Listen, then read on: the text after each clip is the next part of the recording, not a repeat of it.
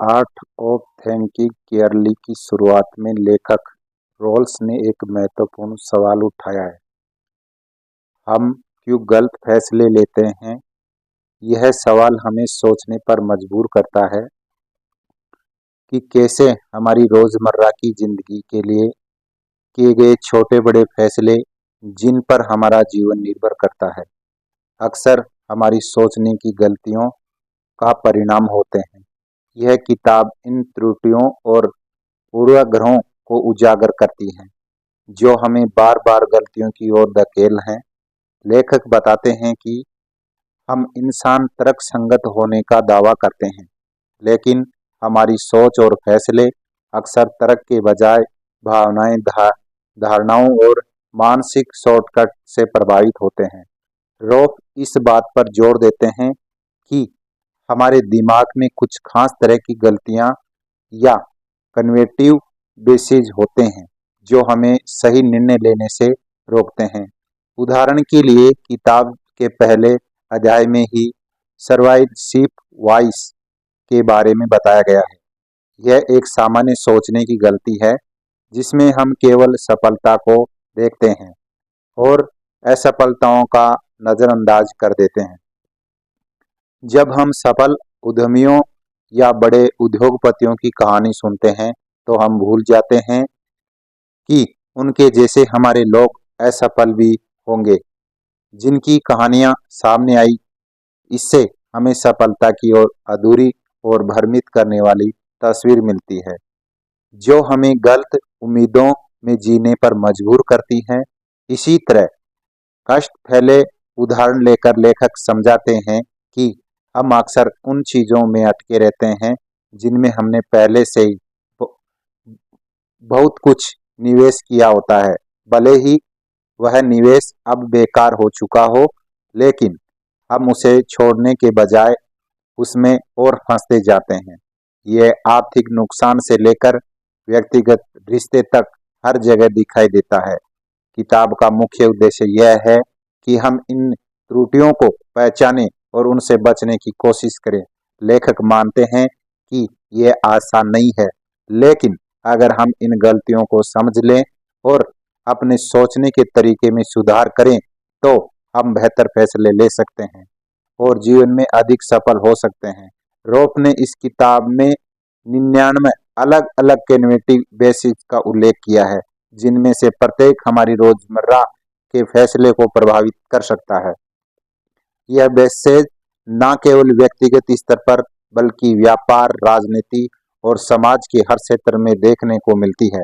लेखक का मानना है कि अगर हम इन बेसिस को समझ लें तो हम न केवल अपनी सोच को साफ कर सकते हैं बल्कि दूसरों के साथ बेहतर भी संवाद स्थापित कर सकते हैं। एक ऐसा मानसिक सुझाव है जिसमें हम उन चीजों या व्यक्तिगत ध्यान केंद्रित करते हैं जो सफल हो चुके हैं, जबकि असफलताओं का नजरअंदाज कर देते हैं। इसका परिणाम यह होता है कि हम वास्तविकता का अधूरा और गलत चित्र देख पाते हैं।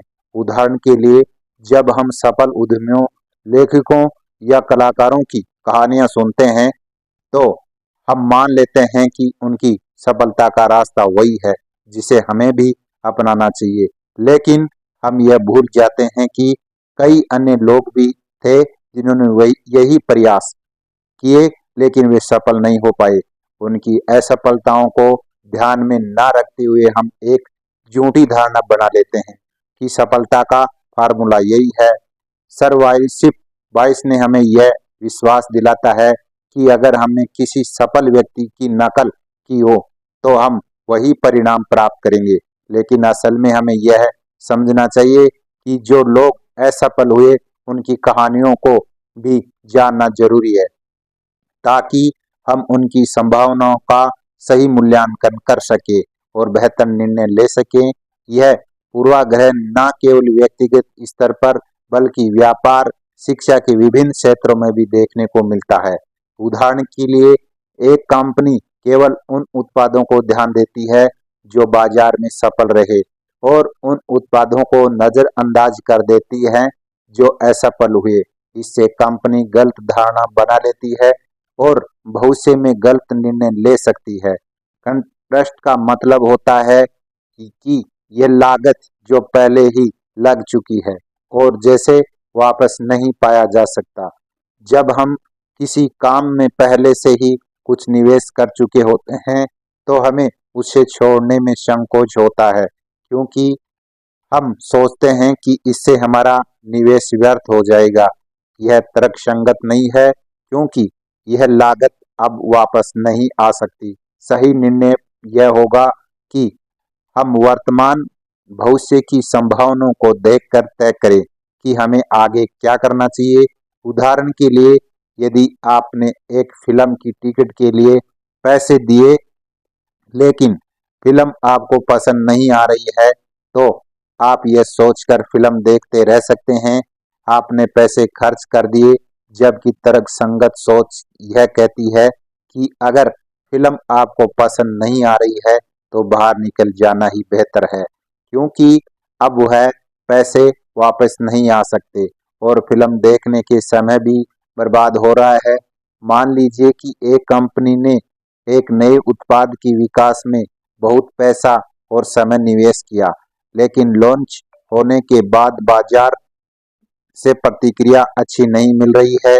कंपनी फिर भी उस उत्पाद को बढ़ावा देती रहती है, यह सोचकर कि उन्होंने पहले ही इतना निवेश कर दिया। यहाँ पर तर्कसंगत सोच यही होगी कि उस परियोजनाओं को रोककर नए विकल्पों पर ध्यान देना चाहिए, बजाय इसके कि और ज्यादा पैसा और समय उस प्रोजेक्ट में डाला जाए जो असफल हो चुका है। कई बार लोग उन रिश्तों में भी बने रहते हैं जो अब उन्हें खुशी या संतोष नहीं दे रहे होते हैं, सिर्फ इसलिए कि उन्हें उनमें बहुत समय एवं भावनाएं निवेश कर दी है। सैक्रस्ट फैली के तहत ये इस रिश्ते को छोड़ने से हिचक जाते हैं, यह सोचकर कि उनके द्वारा किए गए निवेश का कोई फायदा नहीं होगा, जबकि सही निर्णय यह होगा कि अपनी भावनाओं और भविष्य के बारे में सोचकर फैसला किया जाए। अगर कोई छात्र किसी कोर्स में बहुत पैसा और समय लगा चुका है लेकिन उसे यह कोर्स पसंद नहीं आ रहा है, तो यह उसे छोड़ने के बजाय पूरा करने की कोशिश करेगा, यह सोचकर कि उसने पहले ही उनमें काफी निवेश कर दिया है। लेकिन अगर यह कोर्स उसके लिए सही नहीं है तो उसे छोड़कर दूसरा कोर्स करना ही बेहतर होगा। कई बार सरकारें भी कास्ट फैले का शिकार हो जाती है। उदाहरण के लिए, अगर किसी पुल का निर्माण शुरू किया गया और उसके बीच में आकर पता चलता है कि यह परियोजना लाभदायक नहीं है, तो सरकारें फिर भी उसे पूरा करती हैं, यह सोचकर कि उन्हें पहले ही इतना निवेश कर दिया है। जबकि सही निर्णय यह होगा कि उसे रोककर नई योजनाएं बनाई जाएं, जब तक किसी चीज में बहुत सारा समय और पैसा या मेहनत लगती है, तो इससे हमारा भावात्मक जुड़ाव हो जाता है। इसे छोड़ना हमें व्यक्तिगत नुकसान की तरह लगता है, भले ही यह तर्कसंगत हो।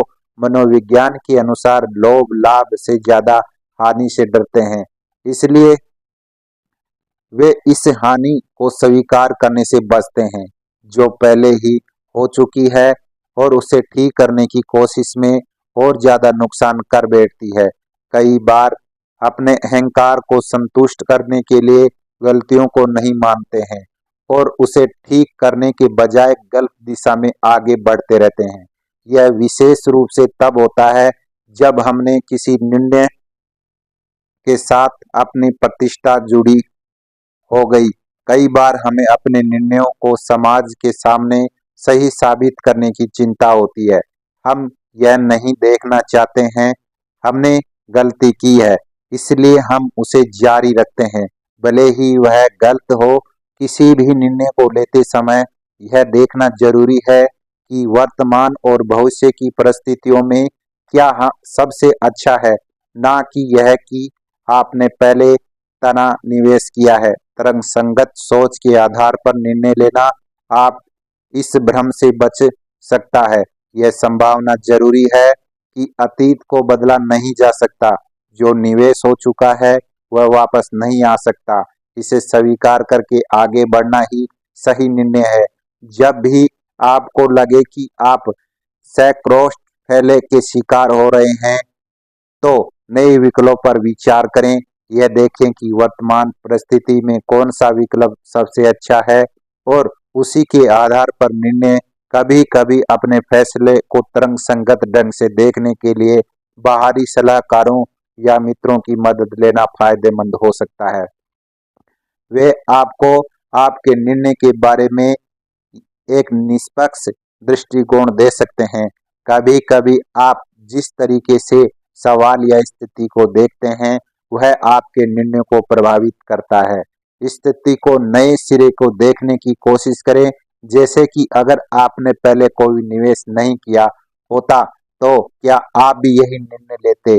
एक सामान्य मानसिक सुझाव है जिसमें हम केवल उन तथ्यों, जानकारियों और अनुभवों पर ध्यान देते हैं जो हमारी मौजूदा मान्यताओं और धारणाओं की पुष्टि करते हैं। इस पूर्वाग्रह के कारण हम उन जानकारियों को नजरअंदाज कर देते हैं जो हमारे विचारों से मेल नहीं खाती है, जिससे हमारी सोच एक तरफा और सीमित हो जाती है। लोग अक्सर उन समाचार स्रोतों को चुनते हैं जो उनकी राजनीतिक विचारधारा की अनुरूप होती है। वे केवल उन खबरों को देखते और मानते हैं जो उनकी विचारों की पुष्टि करती है, और इन खबरों को नजरअंदाज कर देते हैं जो उनकी विचारों के विपरीत होते हैं। इससे उनकी सोच और भी ज्यादा कट्टर हो सकती है और ये नए विचारों के लिए अपनी मन को बंद कर सकते हैं। मान लीजिए कि किसी व्यक्ति को लगता है कि एक विशेष आहार स्वास्थ्य के लिए अच्छा है, वह केवल उन शोधों और रिपोर्टों को पढ़ेगा जो इस विचार की पुष्टि करती है, और न शोधों को नजरअंदाज करेगा जो इसके विपरीत हो। इससे उनकी सोच में संतुलन की कमी हो सकती है और यह गलत निर्णय ले सकता है। अगर कोई व्यक्ति मानता है कि उसका कोई करीबी व्यक्ति हमेशा सही होता है, तो वह केवल उन घटनाओं को याद रखेगा जो इस विश्वास की पुष्टि करती है। लेकिन अगर यह कभी गलत हुआ, तो वह उसने इसे नजरअंदाज कर देगा या बहाना बना लेगा। हमारे मस्तिष्क को इस तरह से बनाया गया है कि वह उन जानकारियों को प्राथमिकता देता है जो हमारे मौजूदा विश्वासों और धारणाओं को मजबूत करती है। इससे हमें एक तरफ की मानसिक सुर महसूस होती है और हम खुद को सही साबित करने की कोशिश करते हैं। जानकारी को स्वीकार करने और उसे तरंग संगत रूप से परखने में समय और ऊर्जा लगती है। कन्फर्मेशन बायस ने से हम सीधे अपने पुराने विचारों के साथ मेल खाते हैं, जानकारी को स्वीकार लेते हैं, जिससे हमें यह प्रक्रिया आसान लगती है। जब हम अपनी मान्यताओं की पुष्टि करते हैं, तो हमें अपने समूह या समाज से समर्थन मिलता है। अगर हम विपरीत विचार रखते हैं, तो हमें आलोचना या कृति का सामना करना पड़ता है, जिससे हम इस पूर्वाग्रह का शिकार हो जाते हैं। इस पूर्वाग्रह के कारण हम असंतुलित जानकारी के आधार पर निर्णय लेते हैं, जिससे गलतियां हो सकती है। उदाहरण के लिए, अगर एक व्यवसाय केवल उन आंकड़ों पर ध्यान देता है जो उसके व्यवसाय की सफलताओं की भविष्यवाणी करती है और नकारात्मक संकेतों को नजरअंदाज करता है, तो यह वह जोखिम में पड़ सकता है। अगर हम केवल उन जानकारियों पर ध्यान दें जो हमारे मौजूदा ज्ञान की पुष्टि करती है, तो हम नए विचारों और दृष्टिकोण के लिए अपने दिमाग को बंद कर लेते हैं। इससे हमारा व्यक्तिगत और बौद्धिक विकास रुक सकता है। कन्वेंशन बॉय समाज के ध्रुवीकरण को बढ़ावा देता है। जब लोग केवल उन्हीं तथ्यों को मानते हैं जो उनकी विचारधाराओं के अनुरूप होते हैं, तो वे दूसरे समूह से दूर हो जाते हैं और समाज की विभाजन की स्थिति पैदा होती है। खुद को विभिन्न दृष्टिकोण की प्रति खुला रखें और जानबूझकर विपरीत विचारों को सुने और समझे। यह आपको एक व्यापक और संतुलन दृष्टिकोण अपनाने में मदद करेगा। किसी भी जानकारी को स्वीकार करने से पहले उसकी प्रामाणिकता और सटीकता, विश्वासों, धारणाओं पर सवाल उठाएं। पूछें कि क्या आप किसी जानकारी को इसलिए मान रहे हैं क्योंकि वह सही है, या सिर्फ इसलिए क्योंकि वह आपकी मौजूदा मान्यताओं के अनुरूप हैं। विभिन्न स्रोतों से जानकारी प्राप्त करें, विशेषकर उन स्रोतों से जो आपकी विचारों से मेल नहीं खाती। इससे आपके व्यापक परिप्रेक्ष्य मिलेगा और आप अधिक तर्कसंगत निर्णय ले सकेंगे। किसी भी निर्णय को जल्दबाजी में न लें, समय लें, तथ्यों का समझें, फिर तर्कसंगत रूप से निर्णय से मान लीजिए कि एक डॉक्टर किसी बीमारी के लिए कोई विशेष उपचार सूझता है, भले ही वह उपचार विवादास्पद हो। मरीज उसे इसलिए स्वीकार कर लेता है क्योंकि डॉक्टर अधिकार और ज्ञान मान्य है। मरीज यह सोचने के बजाय कि क्या यह उपचार उसके लिए सही है, डॉक्टर की प्राधिकरण और प्राथमिकता देता है। यदि एक वरिष्ठ प्राध्यापक कोई निर्णय लेता है, तो उसके अधीनस्थ कर्मचारी बिना सवाल किए उस निर्णय का पालन करते हैं, भले ही वह गलत हो सकता है। ऐसा इसलिए होता है क्योंकि वे प्रबंधक के अधिकार को चुनौती नहीं देना चाहते, या फिर वो यह मानते हैं कि जो भी निर्णय लिया गया है वह सही होगा क्योंकि यह किसी उच्च पदस्थ व्यक्ति द्वारा लिया गया। जब कोई प्रसिद्ध व्यक्ति जैसे कि फिल्म अभिनेता या खिलाड़ी किसी उत्पाद का प्रचार करता है, तो लोग उस उत्पाद को बिना ज्यादा सोचे समझे खरीद लेते हैं, यह मानते हुए कि अगर उस व्यक्ति ने इसे समर्थन दिया तो वह अवश्य ही अच्छा होगा। यह प्राधिकरण पूर्वाग्रह का एक स्पष्ट उदाहरण है, जहां किसी व्यक्ति की प्रतिष्ठा या स्थिति के कारण हम उसका समर्थन मान लेते हैं। हमारा मस्तिष्क स्वाभाविक रूप से अधिकार और शक्ति को पहचानता है और उसकी आज्ञा का पालन करता है। यह एक पुरानी प्रवृत्ति है जो समाज में अनुशासन और व्यवस्था बनाए रखने के लिए विकसित हुई है। हम अक्सर मान लेते हैं कि जो व्यक्ति किसी प्राधिकरण या उच्च पद पर हैं, वह निश्चित रूप से हमसे ज्यादा जानकार और अनुभवी हैं। इसलिए हम उनकी बातों को बिना तर्क की स्वीकार कर लेते हैं। जब हमें किसी अधिकार वाले व्यक्ति की बात को चुनौती देते हैं, तो हमें आलोचना या सजा का डर होता है। इसलिए हम उसके निर्देशों का पालन करते हैं, भले ही हम में से उसका संदेह हो। समाज में उच्च पदों पर बैठे लोगों को विशेष सम्मान और प्रतिष्ठा मिलती है। इससे लोग उनकी बातों को बिना सवाल किए मान लेते हैं क्योंकि वे यह नहीं चाहते हैं कि उनकी प्रतिष्ठा को चुनौती दी जाए।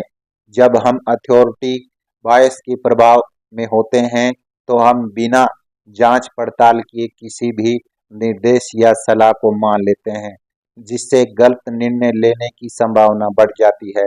उदाहरण के लिए, अगर कोई अधिकारी गलत आदेश देता है और कर्मचारी उसे मान लेते हैं, तो इससे संगठन को नुकसान हो सकता है। अगर लोग हमेशा अधिकार वाले व्यक्तियों के निर्देशों का पालन करते हैं, तो इससे उनकी अपनी सोचने और निर्णय लेने की क्षमता पर असर पड़ता है। इससे रचनात्मक एवं नवाचार की कमी आ सकती है क्योंकि लोग नए विचारों या दृष्टिकोण पर विचार नहीं करते हैं। अथॉरिटी बायस के कारण लोग उन कार्यों को भी अंजाम दे सकते हैं जो अवैध या अनैतिक हो सकते हैं, सिर्फ इसलिए ही उन्हें ऐसा करने का आदेश मिला है। इतिहास में कई उदाहरण हैं, जैसे कि युद्ध अपराध या जनसंहार, जहां लोगों ने उच्च अधिकारियों के आदेश का पालन किया, भले ही वे आदेश अनैतिक थे। प्राधिकरण पूर्वाग्रह के कारण सच्चाई का दमन हो सकता है। जब लोग अधिकार वाले व्यक्तियों के निर्देशों का आप आंख मूंद कर पालन करते हैं, तो असहमति या विरोध की आवाजें दब जाती है, जिससे सच्चाई और न्याय को नुकसान हो सकता है। किसी भी आदेश या निर्देश को मानने से पहले इस उसके पीछे की तर्क और साए को समझे। खुद से सवाल पूछें कि यह तय करें कि क्या यह निर्देश तार्किक और उचित है। भले ही कोई व्यक्ति उच्च पद पर हो, लेकिन उसकी बातें हमेशा सही नहीं हो सकती। अगर आपको किसी निर्णय पर संदेह हो तो उसे सवालों पर चुनौती देने में संकोच न करें। प्राधिकरण वाले व्यक्ति की राय को सुनने के साथ साथ अन्य विशेषज्ञों की राय और विभिन्न स्रोतों से जानकारी प्राप्त करें। इससे आपको एक व्यापक दृष्टिकोण मिलेगा और आप बेहतर निर्णय ले सकेंगे। किसी भी निर्देश या सलाह को मानने से पहले अपने अनुभव और ज्ञान का उपयोग करें। अगर आपको लगता है कि वह निर्देश सही नहीं है, तो उससे मानने के बजाय अपने खुद के तर्कों और समझ पर भरोसा करें। अगर आपको किसी भी आदेश या निर्णय पर संदेह हो, तो उसे समूह में चर्चा करें, विभिन्न दृष्टिकोण को सुनें और सामूहिक रूप से निर्णय लें। इसे अथॉरिटी बायस के प्रभाव को कम किया जा सकता है। उपलब्धता सूत्र एक मानसिक शॉर्टकट है जिसमें हर निर्णय लेने के लिए उन जानकारी के आधार पर विचार करते हैं जो हमारे दिमाग में आसानी से उपलब्ध होते हैं। इसका मतलब यह है कि हम उन घटनाओं या जानकारियों को अधिक महत्व देते हैं जो हमारे मन में ताजा या अधिक स्पष्ट रूप से मौजूद होते हैं, भले ही वे वास्तविकता में उतने ही आम और महत्वपूर्ण हो। अगर आप समाचारों में बार बार विमान दुर्घटनाओं के बारे में सुनते हैं, तो आप सोच सकते हैं कि हवाई यात्रा बहुत खतरनाक है। भले ही सांख्यिकी रूप से हवाई यात्रा काफी सुरक्षित हो, मीडिया में प्रमुखता से रिपोर्ट की गई घटनाएं आपके दिमाग में ताजा होती है और आपके निर्णयों को प्रभावित करती हैं। अगर किसी इलाके में एक विशेष प्रकार का अपराध हाल ही में हुआ है और वह खबर बार बार दिखाया जा रहा है, तो लोग मान सकते हैं कि वह अपराध बहुत आम है। हालांकि यह संभव है कि वह एक असामान्य घटना हो, लेकिन क्योंकि यह घटना आपके दिमाग को ताजा है, आप उसे अधिक आम मान लेते हैं। यदि आपने हाल ही में किसी दो को या विशेष व्यवसाय में असफल होते देखा, तो आप उस व्यवसाय को जोखिम भरा मान सकते हैं। भले ही वह सामान्य रूप से लाभदायक हो, आपके दिमाग में उस असफलताओं को याद ताजा होती है, जिससे आप उसके आधार पर निर्णय लेते हैं। अगर आपने हाल ही में किसी व्यक्ति को एक खास बीमारी से पीड़ित देखा, तो आप इस बीमारी को अधिक आम मान सकते हैं। भले ही इसके मामले दुर्लभ हो, आपके दिमाग में उस बीमारी से जुड़े जानकारी ताजा रहती है और आप उसे संभावित खतरे के रूप में देखते हैं। हमारा दिमाग उस जानकारियों को प्राथमिकता देता है जो हमारे अनुभवों या हाल ही घटनाओं से जुड़े होते हैं। यह एक स्वाभाविक प्रक्रिया है जो निर्णय लेने में समय और प्रयास को कम करती है। भावात्मक रूप से प्रभावी घटनाएं जैसी दुर्घटनाएं, अपराध या व्यक्तिगत नुकसान हमारे दिमाग में अधिक समय तक रहती है। यह इसलिए होता है क्योंकि ये घटनाएं हमें गहराई से प्रभावित करती हैं और हमारे निर्णय लेने की प्रक्रिया को प्रभावित करती है। समाचार, सोशल मीडिया और अन्य माध्यमों से प्राप्त जानकारी हमारे दिमाग में प्रमुख रूप से मौजूद रहती है। अगर हम किसी विशेष प्रकार की घटनाओं के बारे में बार बार सुनते हैं, तो हम उसे सामान्य मान लेते हैं, भले ही वह वास्तव में दुर्लभ हो। उपलब्धता सूत्र के कारण हम अक्सर गलत निर्णय लेते हैं क्योंकि हम अपनी सोच को सीमित कर लेते हैं और व्यापक तथ्यों या आंकड़ों पर ध्यान नहीं देते। उदाहरण के लिए, अगर किसी विशेष उत्पाद के बारे में नकारात्मक समीक्षा सुनने के बाद आप उसे खरीदने से बचते हैं, तो यह संभव है कि आप इस अच्छे उत्पाद को नज़रअंदाज कर रहे हो। अगर आपके दिमाग में हाल ही में किसी भयानक घटना को याद ताजा है, तो आप उस घटना से जुड़े खतरों को अधिक महत्व दे सकते हैं। इससे आपका जीवन अधिक डर, आशंका से भर सकता है, भले ही वास्तविक खतरा कम हो। समाज में अक्सर उन घटनाओं या मुद्दों को लेकर गलत धारणाएं बन जाती है जो मीडिया या व्यक्तिगत अनुभव के आधार पर ताजा होती है। इससे सामाजिक सोच और नीतियों पर असर पड़ सकता है, जो वास्तविक तथ्यों और आंकड़ों पर आधारित नहीं होते। निवेशकों के फैसले भी उपलब्धता सूत्र से प्रभावित हो सकते हैं। अगर हम में से किसी स्टॉक या बाजार में तेजी से गिरावट आई है और उसकी खूब चर्चा हुई है, तो निवेश उसे दिशा में निवेश करने का फैसला कर सकते हैं। भले ही दीर्घकालीन रुझान इसके विपरीत हों, किसी निर्णय को लेने से पहले उपलब्ध आंकड़े और तथ्यों का व्यापक विश्लेषण करें। एक घटना की ताजगी के कारण उसके बारे में जल्दबाजी से निष्कर्ष न निकालें। अगर कोई घटना आपको भावनात्मक रूप से प्रभावित कर रही है, तो निर्णय लेने से पहले कुछ समय लें। ताजगी के कारण आपकी भावनाएं आपको गलत दिशा ले जा सकती है। अपनी जानकारियों के स्रोतों को विविध और व्यापक बनाएं। केवल एक या दो स्रोतों पर निर्भर रहने से आपका दृष्टिकोण सीमित हो सकता है। भीड़ के पीछे ना चले। अगर किसी घटना या जानकारी के बारे में हर कोई बात कर रहा है, तो इसका मतलब यह नहीं है कि वह हमेशा सही है। अपनी सोच और तरंग संगति का प्रयोग करें।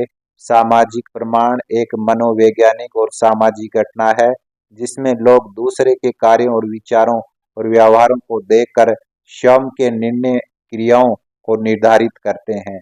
सरल शब्दों में, जब हम किसी स्थिति में अनिश्चित होते हैं या यह नहीं जानते हैं कि कैसे व्यवहार करना है, तो हम दूसरे को देखकर उनके जैसा व्यवहार करने लगते हैं। यह हमारे निर्णय लेने की प्रक्रिया में एक महत्वपूर्ण भूमिका निभाता है और हमारे व्यवहार को प्रभावित करता है। सोशल प्रूफ का अर्थ है कि हम अपने आसपास के लोगों के कार्यों को, प्रतिक्रियाओं को एक प्रमाण के रूप में देखते हैं कि कैसे व्यवहार करना चाहिए। यह धारणाएं इस धारणा पर आधारित हैं कि अगर बहुत से लोग किसी विशेष तरीके से व्यवहार कर रहे हैं, तो वह व्यवहार सही है। उचित उदाहरण के लिए, अगर आप एक नए शहर में हैं और आपको खाना खाने के लिए रेस्तरां चुनना है, तो आप संभवतः उस रेस्तरां को चुनेंगे जहां ज़्यादा भीड़ हो। आप मान लेते हैं कि अगर यहाँ ज़्यादा लोग हैं तो खाना अच्छा होगा। यह सोशल प्रूफ का एक साधारण उदाहरण है। जब हम किसी विशेषज्ञ या प्राधिकरण वाले व्यक्ति के विचारों या कार्यों को देखकर निर्णय लेते हैं। उदाहरण के लिए, अगर कोई डॉक्टर किसी उत्पाद की सिफारिश करता है, तो हम उस पर भरोसा करते हैं। जब हम मशहूर व्यक्तियों के समर्थन या उपयोग के आधार पर किसी उत्पाद या सेवा का चुनाव करते हैं। विज्ञापनों में सेलिब्रिटीज का उपयोग इसका उदाहरण है। जब हम अन्य उपभोक्ताओं की समीक्षाओं और प्रतिक्रियाओं के आधार पर निर्णय लेते हैं। ऑनलाइन शॉपिंग प्रोडक्ट रिव्यू इसका उदाहरण है। जब हम बड़े समूह के कार्यों को देखकर निर्णय लेते हैं, जैसे अगर बहुत से लोग एक विशेष फिल्म देखने जा रहे हैं, तो हम भी उसे देखने का निर्णय ले सकते हैं। जब हम अपने दोस्तों और परिवार के सदस्यों की सिफारिशों के आधार पर निर्णय लेते हैं। यह सबसे प्रभावी सामाजिक प्रमाणों में से एक है। जब हम किसी ऑनलाइन उत्पाद को खरीदने से पहले उसकी रेटिंग या समीक्षाएं पढ़ते हैं, तो हम अन्य लोगों के अनुभव के आधार पर उनका निर्णय लेते हैं। जैसे पहले बताया गया है कि हम अक्सर भीड़ वाले रेस्तरां को चुनते हैं, क्योंकि हम मानते हैं कि ज़्यादा लोग यहाँ खाना खा रहे हैं, तो खाना अच्छा होगा। हम उन पोस्टों को अधिक महत्व देते हैं जिन्हें ज़्यादा लाइक, शेयर और कमेंट मिले होते हैं। यह हमें संकेत देता है कि यह सामग्री लोकप्रिय और मूल्यवान है। कंपनियां अपने उत्पादों को बेचने के लिए सेलिब्रिटीज और विशेषज्ञों का उपयोग करते हैं, ताकि लोगों को विश्वास हो जाए कि उनका उत्पाद अच्छा है।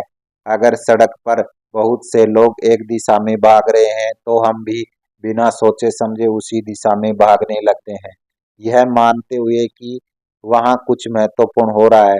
जब हम किसी स्थिति में होते हैं तो कैसे व्यवहार करना है, तो हमें दूसरे के कार्यों को देखकर निर्णय लेते हैं। हम सामाजिक प्राणी हैं और समूह में स्वीकार्यता की इच्छाएं रखते हैं। इसलिए हम उन कार्यों को अपनाते हैं जो हमें समूह का हिस्सा महसूस कराती है। दूसरे को देखकर सीखना मानव व्यवहार एक मूलभूत हिस्सा है।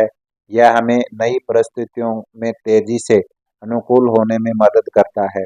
दूसरे की अनुभव और कार्यों को देखकर निर्णय लेना हमें समय और प्रयास बचाने में मदद करता है। कई बार सामाजिक प्रमाण हमें सही निर्णय लेने में मदद करता है, खासकर जब हमें पर्याप्त जानकारी नहीं होती है। यह समाज में अनुशासन और सामंजस्य बनाए रखने में मदद करता है, क्योंकि लोग एक दूसरे के व्यवहार का पालन करते हैं।